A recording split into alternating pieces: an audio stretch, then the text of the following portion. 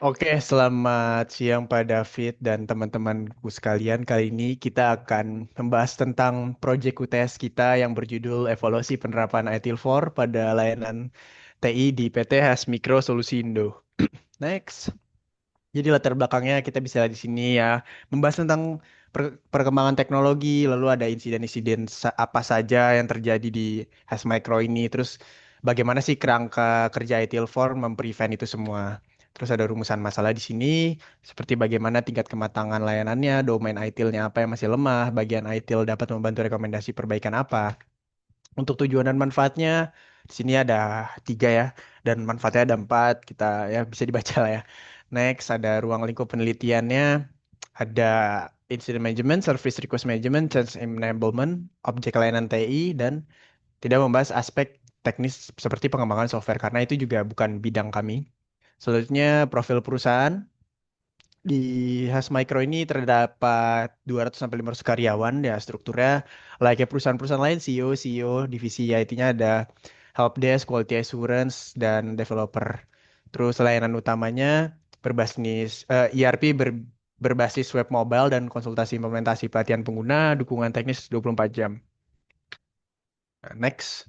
Untuk jenis layanan TI di High Micro itu ada pertama dari reset password ERP, pendukungnya ada manual via helpdesk dan penggunanya pegawai internal dan klien eksternal. Selanjutnya ada implementasi modul ERP, terus pendukungnya web mobile ERP system dan penggunanya klien perusahaan.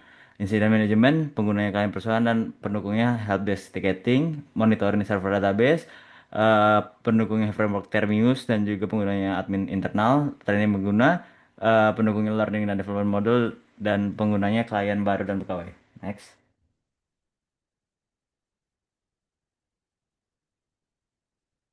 Struktur organisasi seperti udah jelasin nama Rizky tadi ada CEO, CEO, CTO, CMO dan HR and R&D. Lanjut lanjut.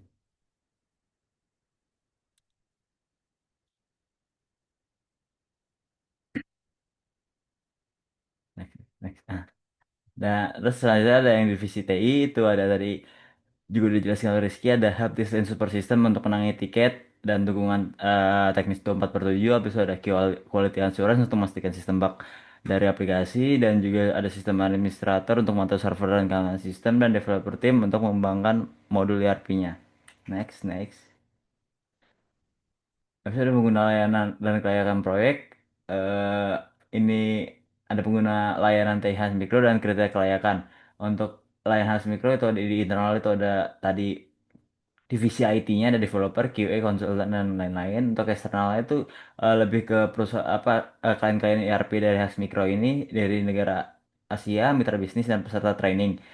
Dan untuk yang kriteria kelayakan itu memiliki struktur proses TI yang jelas, proses terkoordinasi praktek IT service management dan memiliki tantangan nyata dan pengelolaan insiden dan perubahan sistem. Juga relevan secara akademik dan praktis untuk evaluasi. Nah, pada saat ini kami akan menjelaskan alur penelitian yang digunakan dalam proyek evaluasi ITIL 4 di Hash Micro. Tahapan dimulai dari identifikasi masalah yaitu menentukan kendala utama pada layanan TI di Hash Micro. Lalu selanjutnya dilakukan studi literatur dengan meninjau teori dan praktik terbaik di ITIL 4 framework. Kemudian ada tahap pengumpulan data dilakukan secara wawancara, observasi, dan telaah dokumen internal. Setelah itu dilakukan analisis kesenjangan atau gap analysis untuk membandingkan kondisi aktual dengan standar ITIL 4. Tahap berikutnya adalah perancangan dan validasi solusi sebelum dia akhirnya disusun dengan kesimpulan dan saran strategis bagi Has Micro. Next. Nah, di sini ada hasil wawancara. Berdasarkan hasil wawancara dengan Bapak Adam Danis Narindra, selaku Humas dan Quality Assurance dari Has Micro, kami mendapatkan gambaran lengkap tentang proses layanan TI di perusahaan. Alur layanan dimulai dengan konsultasi kebutuhan klien, kemudian masuk ke tahap perancangan dan pengembangan modul ERP, lalu pengujian sistem secara menyeluruh, hingga implementasi dan dukungan teknis secara 24 jam oleh tim helpdesk. Namun masih ditemukan beberapa kendala seperti bug implementasi, perubahan kebutuhan klien secara mendadak, dan respon tim yang lambat ketika jumlah tiket yang meningkat. Next. Nah, dari hasil observasi dan wawancara tersebut, kami mengidentifikasi beberapa masalah. Yang pertama itu ada bug ERP, setelah kustomisasi, perubahan kebutuhan klien yang tidak terencana dengan baik, dan respon lambat dari tim saat beban tiket tinggi. Selain itu, analisis kebutuhan awal sering kurang detail sehingga menyebabkan miskomunikasi antar tim. Sementara itu, sistem monitoring server dengan framework Termius belum mampu mendeteksi error aplikasi secara otomatis. Next.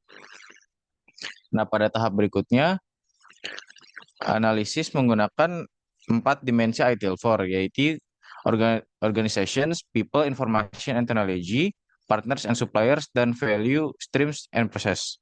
Dari sisi organisasi, koordinasi antar tim sudah ada, tapi komunikasi lintas fungsi perlu diperkuat.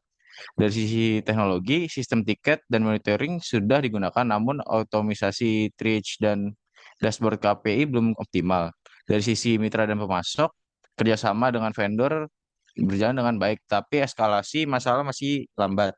Dan dari sisi proses bisnis, dokumentasi masih minim sehingga perlu standarisasi proses untuk mendukung constitutional improvement. Next. Baik, selanjutnya ada gap analysis atau menganalisa celah yang terjadi. Untuk praktiknya, pertama ada incident management. Kondisinya saat ini sistem tiket manual tanpa prioritas. Gapnya adalah belum standar, dampaknya penanganan jadi lambat. Yang kedua ada change enablement. Kondisinya belum ada analisis risiko formal, gapnya tidak ada governance, dampaknya menjadi risiko rollback tinggi. Yang ketiga ada service request management, tanpa katalog dan SLA jadi kurang transparan. Oke, next. Oke, selanjutnya ada aktivitas service value chain. Aktivitas pertama yaitu plan, ada improve, engage, design, and transition, obtain build, deliver and support, dan continual improvement. Next. Untuk observasi service value systemnya, yang pertama ada demand, yaitu permintaan klien tinggi dan sering berubah menurut sistem ERP yang lebih fleksibel. Yang kedua ada value, yaitu layanan yang stabil dan cepat belum sepenuhnya tercapai akibat bug dan keterlambatan penanganan. Yang ketiga ada guiding principle, yaitu sudah berfokus pada value dan menjalankan perbaikan bertahap. Dan yang terakhir governance, evaluasi layanan sudah dilakukan namun masih bersifat reaktif. Next. Praktik ITIL yang relevan, pertama ada incident management, yaitu menangani gangguan sistem. Kedua, change enablement yang mengelola perubahan sistem. Dan service request management yang mengatur permintaan layanan rutin. Next. Untuk rekomendasi solusinya untuk incident manajemennya adalah membuat incident priority matrix dan menambahkan automated triage. Untuk change enablement bentuk mini change advisory board atau CIB dan menggunakan digital RFC form. Dan untuk service request managementnya kita bisa buat service katalog dan SOP. Next. Oke, jadi gambar tersebut tuh menampilkan tabel rencana tahapan peningkatan manajemen layanan TI yang terdiri dari 3 tahap utama, yaitu tahap pertama itu berfokus pada standarisasi insiden manajemen dengan durasi 8 minggu dan target untuk mencapai man time to repair atau MTTR kurang lebih sama dengan 24 jam, serta service level agreement atau SLA lebih dari sama dengan 90%. Tahap kedua itu adalah implementasi change enablement selama 12 minggu dengan tujuan menjaga tingkat rollback kurang dari sama dengan 10%, yang berarti memastikan perubahan sistem berjalan stabil. Tahap ketiga mencakup penyusunan service katalog dan SLA dalam waktu 12 minggu dengan target pengurangan tiket manual sebesar lebih dari sama dengan 15%, yang menunjukkan peningkatan otomatisasi dan efisiensi pelaksanaan TI. Nah, di sini ada potensi implementasi dan dampak. Jadi dari kelayakan implementasi itu dapat diterapkan dan tanpa investasi besar, dan itu kita bisa melalui 3 tahap, itu Power Form, Power BI, dan juga itu. Dan secara sukses itu adalah dukungan manajemen dan partisipasi tim TI dan penetapan kategori insiden. Next. Ini ada estimasi waktunya, estimasi manfaatnya, dan ada risiko implementasi. Next. Sekian dari kami, terima kasih. Sekian dari kami, terima kasih.